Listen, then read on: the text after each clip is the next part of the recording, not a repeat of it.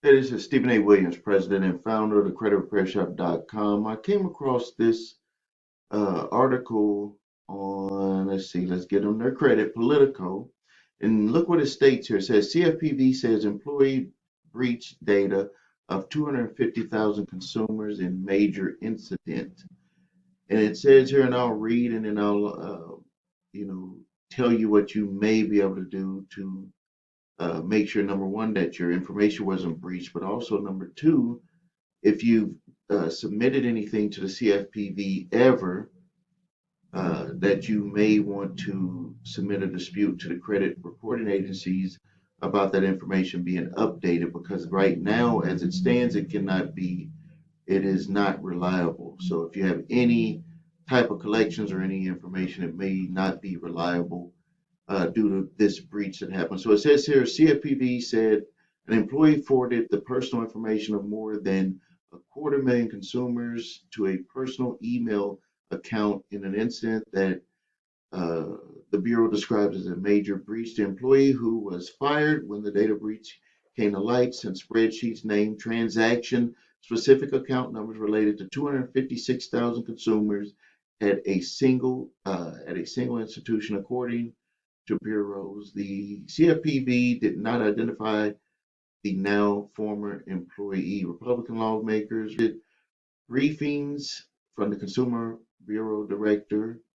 This breach raises concerns with how the CFPB safeguards consumer, consumers' personally identifiable information. House Finance Services Chair Patrick Henry said in a statement Republicans will ensure that any bad actors are held accountable.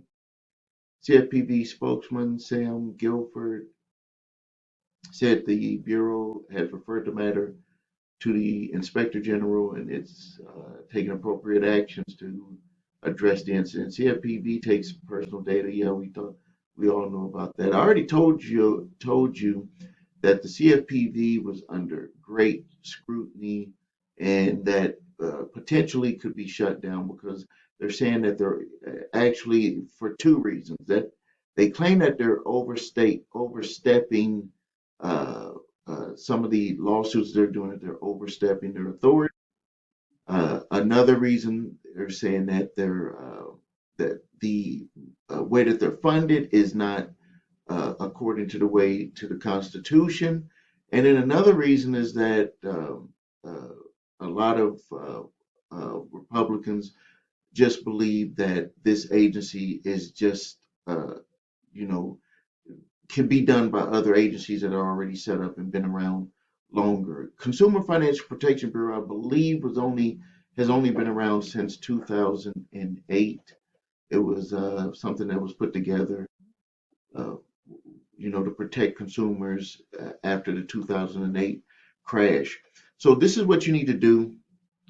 If you have any collections, any data that was recently updated, what you can do is you had believed that this information was also utilized with the CFPB because one thing that they're not doing is they're not identifying the financial institutions information that was that was in the breach because I think it said here that it was one specific financial institution. So it said related to 256,000 consumer accounts at a single institution, according to the Bureau. So we don't know uh, which uh, uh, creditor this belonged to, but if you have debt collectors and they were formerly with creditors, it potentially could be within this batch. And if you were disputing information on your credit reports, you could potentially have that information removed solely based on number one, the breach of your information.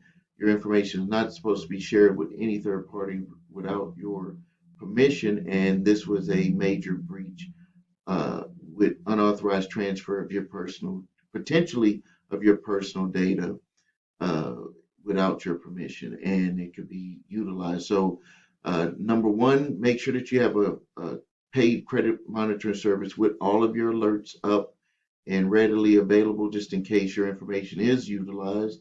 And then number two, if you did submit anything to the CFPB for collections that you were trying to get removed because they were inaccurate, you should resubmit those to the three major credit reporting agencies and mention this breach in your dispute letter.